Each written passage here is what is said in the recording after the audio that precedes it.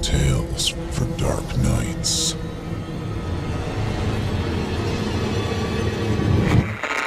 Hey friends, it's me again.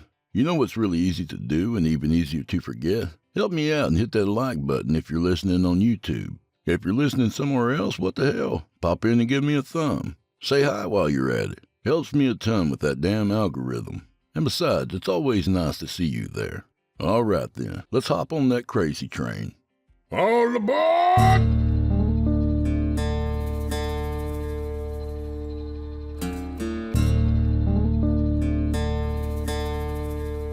Oh, shit.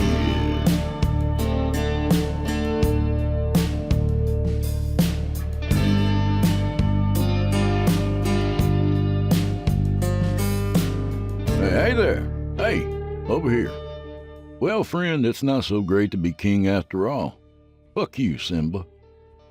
What's Nigerian royalty really worth that they just keep stringing you along like that? Send the cash already. Or at least send me some of those Eddie Murphy robes so I can look my part over here. Damn, boy. Well, don't hold your breath on that one, Chester. No one's cleaning your royal penis in a hot tub. Not for a while, anyhow. Well, come on in, friend. Shit. Back to the grind.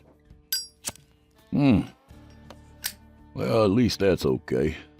So, you know that whole YouTube screwing us thing, where our videos are good enough for them to collect ad revenue from, but not good enough to justify our existence? Yeah. Well, you may have heard we're over on Rumble now, a company kind enough to put up with perfectly honest and human-created content. Ain't that nice of them? They're willing to allow us to go on living. Touching, wouldn't you say, after what we've been through this past month? Anyway, very few of you have made your way over there, and I understand old habits are hard to break, but you know what's easy to break? Us, Chillin' Tales, and that includes your old pal Drew Blood here. And that's why I really need all you guys and gals who enjoy the show to please sign up over at Rumble and subscribe to us there. You'll get all my shows on time, and the stubborn YouTube holdouts will get their shows a week late. Another thing you can do is just tell YouTube to go fuck itself and download the shows on your favorite podcatcher. Becoming a patron also helps immensely. Just visit simplyscarypodcast.com and click the patrons link in the menu at the top of the screen. You'll find yourself at chillingtalesfordarknights.com, where you can become a patron for as little as $7.99 a month and get access to their entire audio archive, all ad-free and available to download or stream. This is a call to action, friends. I really want to see some big numbers over on Rumble, where we can actually make a few thin red cents to rub together. I'm really counting on y'all. Don't fuck over your good pal Drew now. Remember, I do the fucking around here. On a lighter note, we're joined tonight by author Michael Page. In this one, a police officer has seen his share of strange things on the night shift, but nothing quite like what's waiting for him over at the Windsor Mill grain elevator. So without further delay, friends, from author Michael Page, I give you The Angels Burned. When I was a kid, my stepfather asked me what I wanted to be when I grow up. A magician, I answered quickly with worldwide clarity.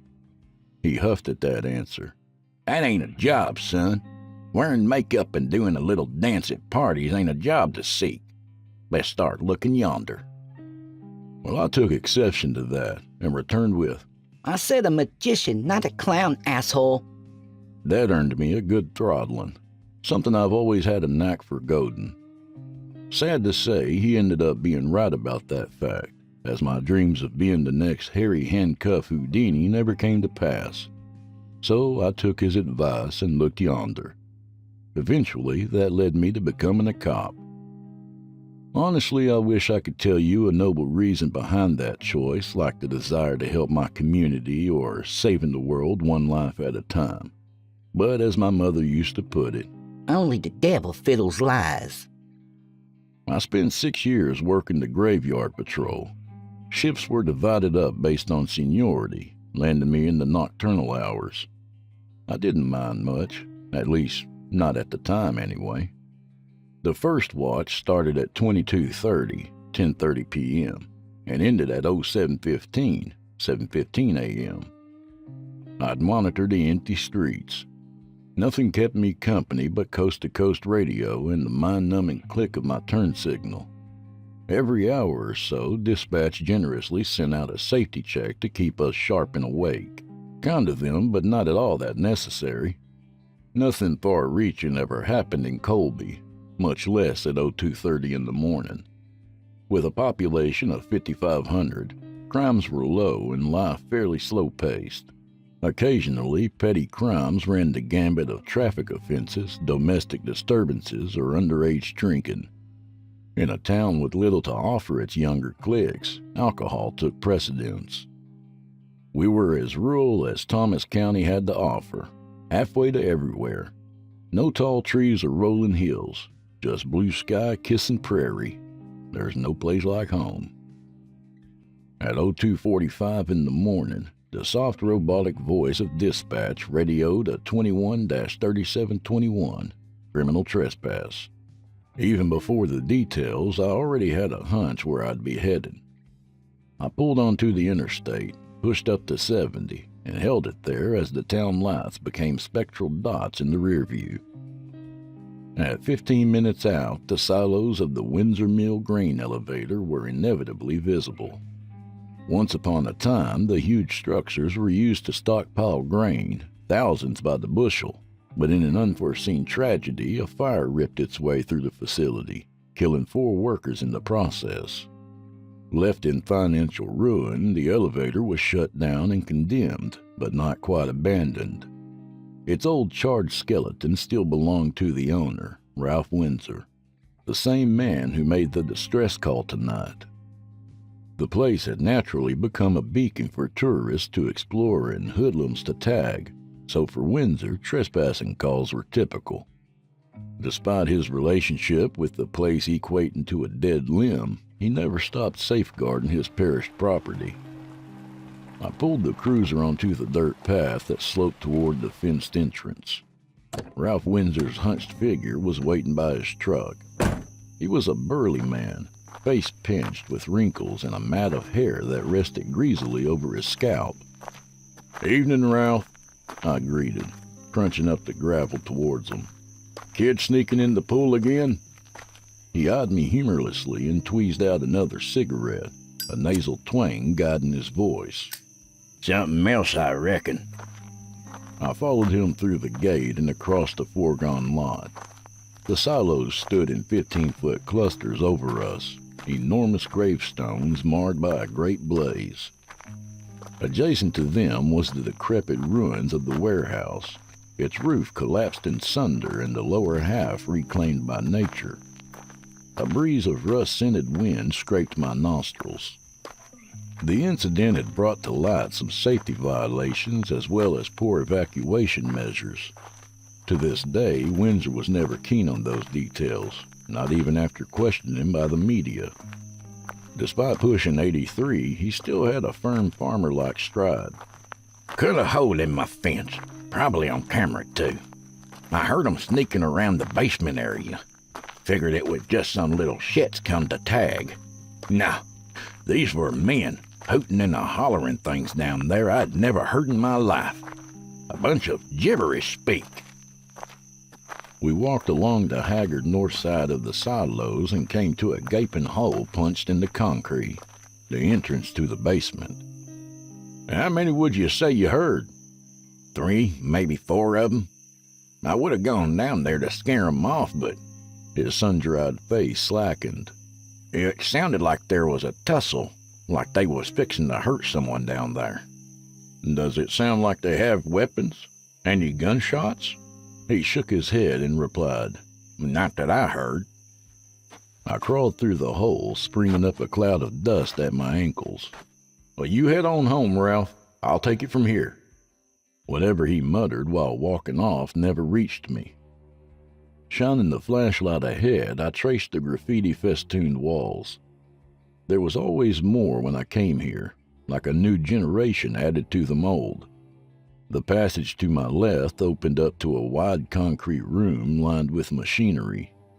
Ancient pulleys, once used to hoist things up the silo's funnel, now caked in soot and grime like a fossil's vertebrae. As I moved to inspect the area, A distant sound resonated from the shaft behind me. I followed after it, kicking up puffs of ash dust with every step. Even though I'd often been called to this place, it was still very easy to get lost in the tunnels that snaked beneath the structures. It was like walking down a dark throat to a stomach that still smelled of fermented grain. Large patches of the walls were still smeared black from where the fire had eaten them. Cut off from the outside world, I was left in the muffled thuds of my footsteps and the excessive pounding sounds. Then something foul hit my nose, a putrid odor that changed a dark throat into a dark colon. I blew it out, clamping a hand over my mouth to keep from breathing it. My light flickered, burning away the shadows until it settled on a shape slumped against the wall. A man. His neck was drooped and hanging at a bent angle. He was facing a room across from him as though he had collapsed backwards out of it and into the wall. Judging by the blood behind his head, it was a nasty spill. The hoodie he wore was peppered with holes, a knife's handle still jutting out of one of them. Stab wounds, at least 6 of them. I realized then that the wretched odor I'd been smelling was coming from his bowels. Just as I moved to check him for signs of life, a loud thud came from the room he sat across from, only this time it was punctuated by a resounding wet crunch. Hand on my sidearm, I leaned over my shoulder and glanced inside the room. It was pitch black, and within the dimness, a figure's arms rose and fell violently. Another sound echoed, the squelch of something organic.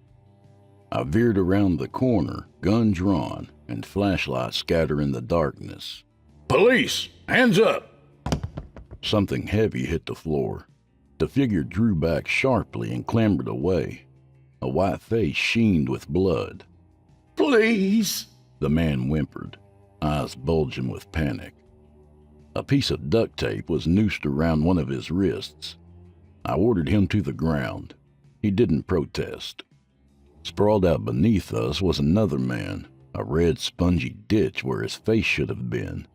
Spurts of blood still pulsed from the sagging folds. Bits of bone, teeth, and brain perforated the floor. The left eye had been smashed into the nasal cavity, and resting next to its deformed figure was the murder weapon, a sizable chunk of stained concrete. I looked away. I had to. The need to vomit squeezed my gut but shrank back. It was for moments like these in the raw grit of chaos that we were trained to steel our nerves. Death was a part of the job, and even in quiet Colby, you witnessed all of its guises. "Control the situation," my instructor used to say. "Take a breath. Put the thoughts somewhere else. Board them off somewhere for a therapist to pry open. I don't give a shit. Just get the job done." I moved past the corpse and cuffed the trembling man, reciting the Miranda as I frisked his pockets.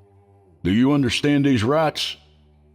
He said nothing, his gaze flat on the floor and hundreds of miles away. I hoisted him back to his feet and asked again, louder this time. "Answer the question. Do you understand these rights?" "They wanted to make me an angel," he murmured. The blood on his neck, not even his own, already drying into a flaky crust. "A bright, shiny angel." "Can you tell me what your name is?" His eyes swiveled toward me, meshed in bright veins. "Angels, angels, angels." That's what they kept saying. I didn't want it. They were bad people. Drugs? Maybe LSD or ketamine. Something had to have been racing around his system, jumbling up all the parts.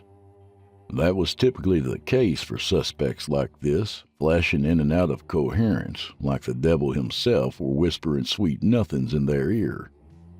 To make matters worse, the man had nothing on him. No license, no credentials, nothing to his name but the shirt on his back, sodden and red. 1040 to dispatch? I've got a few bodies here at location Windsor Mill Grain Elevator. Possible homicide. Suspect is in my custody. Copy that. The voice crackled. Sending available units your way. I steered the man toward the exit, blocking out his deranged mutterings. At that point, I'd have given my left testicle for some fresh air. Then something caught my eye. A large circle inlaid with 6 concentric rings. It looked like more than a mere tag, not sprayed but smeared over the wall in a red waxy residue. Gray chalky writings filled each ring that almost seemed to lean and spiral toward the circle's center. I couldn't come close to reading it. The writing was too jagged and obscure, like a cave drawing. A mild jitter rolled down my neck, which only worsened as I traced the walls, finding the same sigil scrawled again and again. Cultist crests made up of celestial shapes. A few empty jars lined the corner, one of them in shattered pieces. Something sprang into my peripheral, a fold of shadow snapping forward. I whipped the light toward it. A gray cat was poised at the entrance, the mouse it just caught still wiggling in its jaws. I kicked some dust at it, sending the scrawny thing bolting down the dark halls. Without warning, the cuffed man lurched forward as if to vomit, ripping right out of my grasp. I went for my taser, fully expecting him to break for the exit. If only that was what happened. Instead, he ran the length of the room, circling it over and over. After a good 3 or 4 times, his running slowed and altered into squirming wild fits, like a swarm of bees were smothering him. Considering his broken bulb of a mind, I wasn't that shocked. It was then, as a horrible scream rushed out of his throat, that I noticed something other than blood and shit in the air. Something burning. Plumes of smoke had started to waft from his clothes. All at once, a trail of blue flame shot up his leg and lapped up his sides. It happened so fast I barely had time to catch the flames unfurl across his chest. Within seconds, he was engulfed by them. Hot air spewed outward in a sort of... The room flared up, spotlighting the copious sigils in our large misshapen shadows. "On the ground! Roll on the ground, now!" I shouted over the piercing echo of his agony. His lit bony frame flailed about the room until it smacked into the wall and flopped onto the floor, worming around wildly. Before I could move to stamp the flames out, they had already risen to a sputtering thicket, a chorus of dying cells. Human smoke glazed the ceiling and gave rise to a slew of new scents, fat frying on a stove, burning rubber, and pennies coated in charcoal. Fumes smeared my face with sweat and prickled the inside of my throat. The flames guttered, feeding off the air around him. And beneath them, his screams had changed into a guttural hiss, the sound of a tongue finally starting to sizzle. I needed an extinguisher, a bucket of water, a puddle of fucking piss, anything. Considering my options, I paused for my gun and unholstered it. At that rate, it was either let the poor bastard burn or put him out of his misery. Already straining to make out the human shape within the blaze, I took aim, held my breath, and pulled the trigger. His body convulsed once from the first bullet, and went limp after the second. I pried my eyes from the sight, realizing only then how much they hurt. There hadn't been any gas, no substance drenched over his clothes, and no device in his pockets. It just happened. Poof. I needed air, a moment to let my wits fall back into place. Then he started to move again. At first, I passed it off as his body curling into itself, like charring paper. No, the man rolled over, struggled to his knees, and stood back up. I was convinced the smoke had finally reached my brain and choked it. The man who had burned to death, The one whom I had shot twice was now standing ramrod straight, staring back at me. His face was tied and blackened with an angry crust. Flakes of his own carbonized skin danced in the air. His now melted eyes ran down his cheeks in thick trails. What skin remained was pulling apart like melting wax. Soft, sticky. Patches of his bones were exposed and browning into dull, rusty colors. Despite how charred his features were, I could still make out the widest of smiles across his face. Head tilted, happy as a clam, as though blissfully unaware of the fire digesting him. A smile unfit for humanity. Mad thoughts flashed through my mind, repeating the same words. An angel. A bright and shiny angel. The man's gnarled head cocked this way and that, as though soaking up the room for the first time. No, I take that back. At that point, the shriveled, crusty face of the thing in front of me belonged to something else. It was eyeing me somehow behind the brittle film that filled its empty sockets. A look of awareness. This wasn't a freak accident, not some trick of the light, but a transition. I could hear the disembodied voice of a narrator describe the scene. Watch carefully as it moves from one stage of its life to the next. A beautiful metamorphosis. Yes, that's what it was.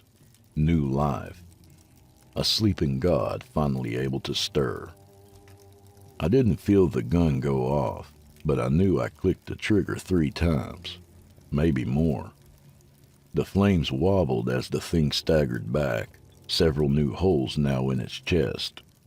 Still, it did not drop that jovial smile. From behind, the handcuffs snapped as the chain link pulled feebly apart. Somewhere in my thoughts, a thin shriek resonated. I expected a reaction from what I'd done, maybe even retaliation. Instead, the thing turned away from me and put its focus on the largest of the sigils at the back of the room. Drunkenly, it hobbled toward it. Black, disintegrated clods that were once closed fell from its frame. When it reached the circle, I could only watch as it practically fell into it, went limp, and began to break apart. Layer by layer, its body crumbled and lost its structure into powdery fragments. A great heap of charcoal dust formed at its feet in mounds of black sand. As more of its shape collapsed, the flame slackened and continued to wither until both were no more. The room once again returned to darkness. A voice chattered over the radio, only to join the faint frequency of my shock. I shined my light over the sigil, heat still radiating off of it, and scarred over its center was the vague silhouette of a man, left behind like an atomic shadow. On May 6, 2020, at approximately 0200, a gray cargo van pulled off beside the road and parked on the north end of the Windsor Mill grain elevator. According to the camera feed, 2 males left the vehicle, opened the rear doors, and dragged out a third unidentified male appearing bound by some means. They proceeded to cut their way through the fence and enter the grounds. Both individuals were later identified as Peter and Elliot Mosley, brothers. After their arrival at approximately 0245, Officer Tucker was dispatched in reference to the disturbance. By the time I arrived on the scene and located both suspects, they had succumbed to severe injuries, one by several stab wounds, the other by a crushed skull from a slab of concrete. Both brothers were pronounced dead at the scene. A number of symbols were painted around the room, signifying some unknown ceremonial practices. It can be deduced that the third male broke free from his restraints and killed both men. I quickly secured the man but was unable to question him, most likely due to narcotics. Before I could bring him into custody, by some unknown means, he had lit himself ablaze, perhaps by some sort of suicide. Suicide. That's what I call it in the report. It felt so wrong, a counterfeit truth I could swallow easier, and yet it could not wall me off from the nightmares. Practically any lick of sleep I could get was jolted aside by the stink of burning hair or the sight of a man-shaped figure in the corner smiling ever so widely. I requested the body cam footage and showed it to a buddy of mine at the station. His response was a passive shoulder roll. The guy was hopped up on God knows what, of course. He couldn't feel his nerves melting. By that point, he was probably thinking, boy, it's stuffy in here. It's crazy what the shit out there can do to people, almost like it makes them superhuman or something. I eyed him irritably. Would it also make them combust? He laughed. I didn't. I tried to convince myself he was right. I really did, but it was no use. Somewhere in all this, there was a hole that kept growing deeper. As I put in the request for a lateral transfer, my paranoia only worsened. I feared that whatever was inside that man, maybe something in the air, had also slipped into me, festering, waiting to ignite. A bright, shiny angel. Inevitably, I'd have to go back to that place if another trespassing happened, and God knows it would. Whenever that thought returned, the world around me only went grayer. The identity of the kidnapped man was still working its way through our system, so I looked into the brothers, Peter and Elliot Mosley. No such luck. Both their records were clean. The two had made the drive to Colby from a small town near Colorado.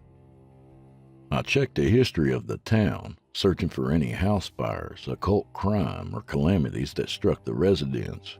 What can I say? I was desperate.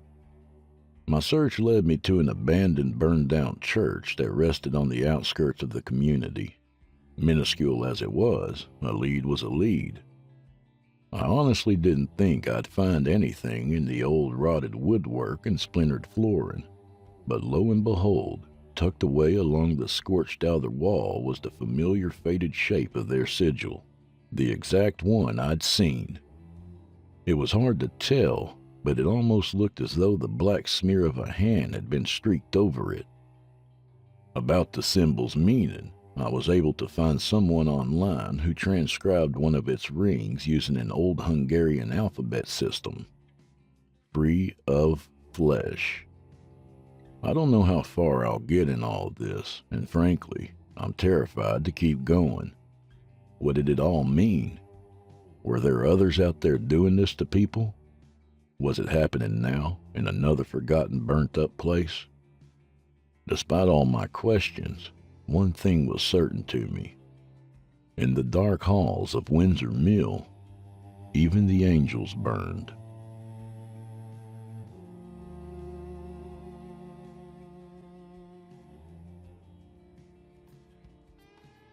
And that was The Angels Burned by author Michael Page. A little about the author. Michael Page is a published short story author and aspiring novelist. He tends to delight in horror and thriller tales. Not all the pieces he writes will have their happy endings, but he assures you there will be no lack of trying. His work has been featured in several literary magazines as well as a wide variety of anthologies, both printed and digital.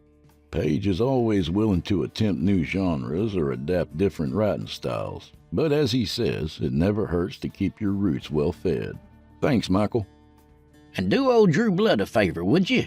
Subscribe to his podcast wherever you do your listening and leave him a 5-star review and a kind word, even if you're listening on YouTube. He needs soldiers on all fronts to win this battle, and he appreciates it. To hear a premium ad-free edition of tonight's and all the other episodes, visit simplyscarypodcast.com today and click Patrons in the upper menu. You'll find yourself at chillingtalesfordarknights.com, where you can become a patron for as little as $5 per month and get access to their entire audio archive, all ad-free and available to download or stream. Thank you for your time and for supporting our sponsors. When you support our sponsors, you support this show. If you happen to use Facebook, Twitter, Instagram, or YouTube, you can follow and subscribe to Chillin' Tales for Dark Nights there, where you'll get all the latest updates and new releases, and have the chance to interact with them each and every week. Oh, and you can find Drew Blood on Facebook and Instagram, and sometimes Twitter. The Drew Blood's Dark Tales podcast is accepting submissions, friend. If you've got a story or two you'd like to be featured on the show, send it to drewbloodhorror@gmail.com. If selected, you'll get the full treatment, 10 bananas.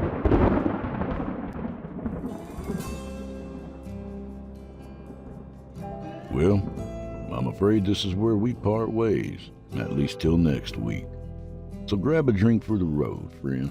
And hey, if you're still a stubborn YouTube listener, I'll see you 2 weeks from now. How's that? Rumble's leftovers. That's what you'll get. Week-old sloppy seconds. My God, man, have you no dignity? Patreon.com/Drew Blood is a thing, by the way, in case in some fit of uncommon altruism you decide you'd like to keep my head out of the oven. But hey, that's all up to you. Heaven ain't for everyone, they say, and neither are Drew Blood coffee mugs. So may the wind be at your back, and may the road rise up to meet you, friends. And until next time, if there is indeed a next time, hey, go fuck yourselves. Good night, my friends. Good night. Chilling Tales for Dark Night.